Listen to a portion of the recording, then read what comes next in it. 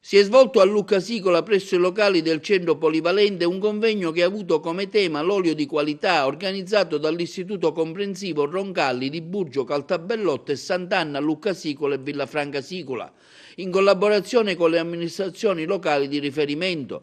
Il tema affrontato è inserito nel contesto di un più vasto progetto di istituto dal titolo Agricoltura e benessere, colori, odori, sapori dei prodotti del nostro territorio, che ha visto impegnati nel corso dell'intero anno scolastico gli alunni dei 3 ordini di scuola, l'infanzia, la primaria e la secondaria di primo grado.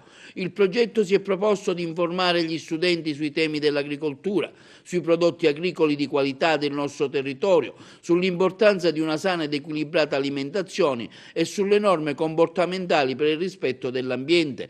Il tema affrontato durante l'anno scolastico è stato suddiviso in diversi moduli, articolati con l'alternanza di lezioni sia teoriche che pratiche, visite guidate nelle aziende locali, incontri con esperti. Costituiscono una parte integrante del progetto didattico 3 convegni, primo fra questi proprio quello che ha avuto luogo il 20 dicembre a Lucca Sicola sul tema l'olio di qualità. Diversi gli interventi degli alunni che hanno mostrato il risultato di un lavoro svolto durante le ore di lezione che le ha portate all'ideazione e alla realizzazione dell'etichetta di un marchio destinato alla commercializzazione.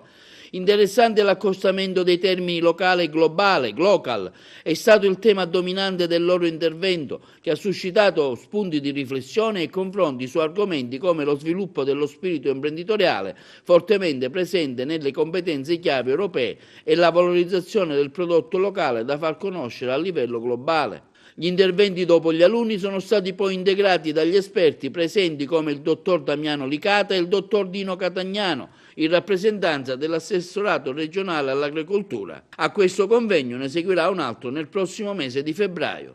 Quest'anno abbiamo deciso di intraprendere un percorso che riguarda le varie sfaccettature dell'agricoltura. In particolar modo ci siamo soffermati sull'olio di qualità, cioè l'olio extravergine d'oliva. Abbiamo affrontato tutte le varie tematiche, cioè come viene prodotto, come viene classificato, ma soprattutto come viene commercializzato. Per quanto riguarda la commercializzazione è molto importante la tematica del glocal, cioè dal locale al globale. Cosa significa? Cioè prendere un prodotto locale, come per esempio l'olio, e commercializzarlo in modo globale, internazionale.